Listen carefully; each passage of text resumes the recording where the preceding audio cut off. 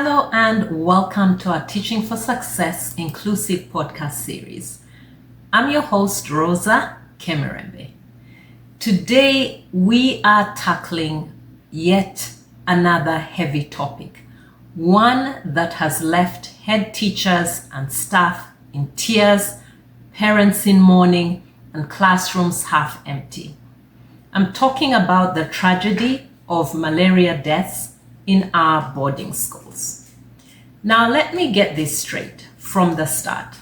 I am not a health professional. I am an educator. But the growing prevalence of malaria and the heartbreaking loss of young lives is of great concern to me. Not just as an educator, but as someone who sees how illness steals learning. When students miss weeks of class, they fall behind. When they never return, that is a wound on our entire school community. And let's be honest with ourselves. Malaria is not just a seasonal nuisance anymore. It's a worsening endemic. Year after year, the numbers climb. More cases, more deaths. More children are lost to a disease we know how to prevent.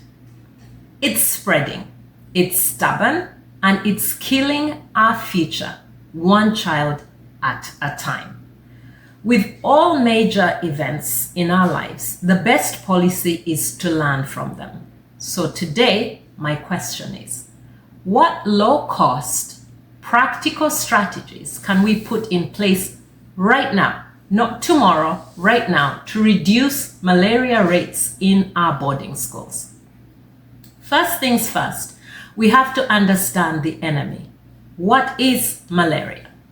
It is not a virus. It's a parasite called Plasmodium, and it is transmitted through the bite of an infected female Anopheles mosquito. These mosquitoes breed in stagnant water. When they bite, the parasite enters your blood and multiplies exponentially in a very short time. And here is the frightening reality. This endemic isn't getting worse. Climate change, poor drainage, urbanization, and drug resistance are fueling the fire. What used to be a rainy season problem is now a year-round threat. In some districts, malaria rates have doubled in just 5 years. Our boarding schools, with their crowded dormitories and rural locations, are ground zero for the spread of malaria. If treatment does not begin quickly and aggressively, the body can experience what doctors call a cytokine storm. In plain language, that's when your immune system overreacts so violently that it damages your own organs. It's like your body's fire alarm gets stuck on full blast, and before you know it, the house burns down. That is why malaria is not just a fever. It is a medical emergency, and we need to start taking it as such. And in a boarding school where hundreds of children sleep under one roof, it can spread like wildfire, not from person to person, but from mosquito to student, night after night. If a mosquito bites a student who has malaria, that mosquito doesn't just drink blood, it swallows the parasite. Over the next 2 weeks, that parasite grows inside the mosquito. Then when that same mosquito bites another student, it doesn't just leave a bump on their skin, it injects the parasite into their blood. One sick student, one mosquito, and suddenly a whole dormitory is at risk. A whole school is at risk. That is why treating one case quickly protects everyone in the school community. So what can we do? I believe we can embed the fight against malaria into the school curriculum itself. You may be asking, what's she talking about? Malaria prevention can be woven into virtually every subject in the Ugandan secondary curriculum. In drama, students perform skits depicting the transmission cycle and role play seeking early treatment, making the dangers of malaria unforgettable. Music and dance allow students to compose songs and choreograph dances about net use, mosquito net use, and prevention, turning health messages into culturally resonant performances that stick in the minds of adults and kids. In language classes, students can write essays, poems, and debate. They can have debates on malaria topics, building health literacy while practicing persuasive and descriptive writing. Mathematics brings the issue to life through real data. Students graph malaria cases happening within the school by season and age, tracking absenteeism and calculating net distribution needs, turning health statistics into meaningful numeracy exercises.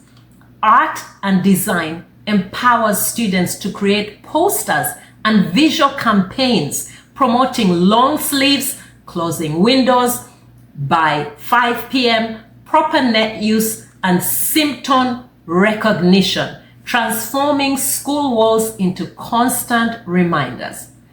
When malaria education is embedded across the curriculum, students don't just learn facts. They become health ambassadors who carry life-saving knowledge to their families and to their communities or their villages when they return back home for their school holidays. The worsening endemic demands a whole of society response. It is not just a Ministry of Health problem. It is an education problem, a community problem, a survival problem. But beyond the classroom, here are 3 concrete actions that students, parents, and staff can take immediately. Firstly, dress for defense. Students need to be strongly encouraged to wear long-sleeved shirts, trousers, dresses, and skirts in the evening. The less skin exposed, the fewer mosquito bites they'll get. This is a very simple strategy. This should become as normal as putting on a school uniform. Secondly, report symptoms early. Teach every student to recognize the signs of malaria symptoms, and they differ from person to person. Fever, chills, headache, tummy ache, joint pain, and vomiting. They might have 1, 2, 3, or 4 of the above symptoms. So it doesn't have to be reported when it's all these symptoms. Even if a child just has a headache, they should be checked. Or just joint pain suddenly coming up and they don't normally have it. They need to be checked. Chills and feeling unusually cold, they need to be reminded to get themselves checked out immediately. If you feel anything unusual as a student, you speak up. That's what the students need to be taught. Speak up if you feel unusual or weird or odd in your body. Students need to learn to recognize how they feel in their bodies so that they can recognize when symptoms of illnesses begin to show up. They need to learn to tell a teacher, a matron, or the headmistress early, because early testing saves lives. Finally, close dormitory windows and doors by early evening, by dusk, or at about 5 p.m. Make it a strict school policy. Mosquitoes are most active at dusk. Closing windows and doors before evening keeps them out where they belong, not in the dormitory or in the school classrooms. Now, what about the school administration? This is where leadership matters the most, especially as this endemic worsens. First, begin to destroy breeding sites. Clear stagnant water in jerry cans, in basins, in gutters, in drainage ditches, in the open sewers around classrooms and around dormitories. Every 3 days or so. That's how long it takes a mosquito larva to mature. 3 days. Break that cycle and you break that chain. With the endemic intensifying, there is zero room for laziness on this. There is zero room for complacency on this. Secondly, slash tall grass and bushes around classrooms and dormitories. Adult mosquitoes love to hide in these areas during the daytime. Remove their resting places and you remove their ambush points. This is not landscaping. This is life-saving. Thirdly, make mosquito nets non-negotiable in all schools. Every bed must have a net. Even if it's a double-decker, there are ways, if you're creative enough, that you can put a net around a double or triple-decker. Okay? Tuck it in under the mattress every single night. Patch small holes with thread or tape if they get torn, and install netting on dormitory and classroom windows. Frankly, this should be part of the building code for all schools. With malaria now endemic year-round, a net is not a luxury anymore. A net is a shield. Finally, we need to encourage staff and students to seek medical treatment immediately, not to wait 1 day, half a day, 6 hours, 12 hours, because every second you're waiting, that malaria parasite is exponentially multiplying in your body, not one by one, but lots and lots of them, to create that cytokine storm in your body. The moment a student shows symptoms, no matter how trivial it seems, they need to be tested. They need to go to the school sick bay. They need to have their friends to tell them, no, you need to go, right? Because sometimes some kids can say, no, I'm not feeling too bad. I'll be all right. No, it should be absolutely a non-negotiable. Better to be safe than sorry. A rapid diagnostic test costs very little and should be available. Those test kits should be available in every school sick bay. A life costs everything. These kits cost next to nothing. In a worsening endemic, delays are deadly. And it's important to procure these kits from the right places because there are unfortunately some fake kits around. Schools cannot fight this alone, especially not against worsening endemic that is outpacing all our efforts. Connect with your local government, health teams, and LC chairpersons. Did you know that there is actually a nationwide campaign distributing over 20 million nets across 130 districts? That's over 300 billion shillings provided by the Ministry of Health, Global Fund, and foreign aid. But here's the hard truth. Even with all that funding, the endemic is still spreading. Why? Because nets are not being used properly, because drains are not being cleared, because windows are being left open, because we are treating malaria like an old friend instead of the killer that it is. So here's my challenge to all of you. Students should be allowed to bring the nets they use at home to school in case their school has no nets.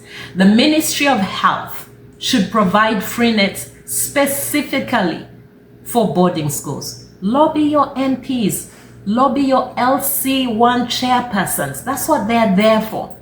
Schools should include health coverage in school fees or collect a small separate contribution for student medical needs and maybe for school nets. Not maybe, actually, for school nets.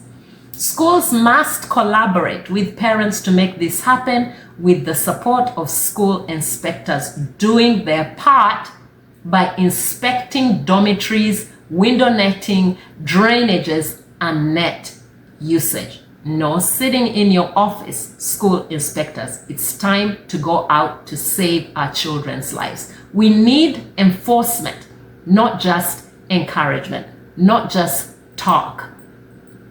Because this endemic is not waiting for us to get our act together, believe it or not, the loss of one student is too many. We cannot eradicate malaria, but we can all work together to reduce its effects on students at school. Remember, for every tragedy we encounter in life, there is a lesson to be learned. We cannot afford to be complacent. We must not be short-sighted or forget until the next tragedy hits.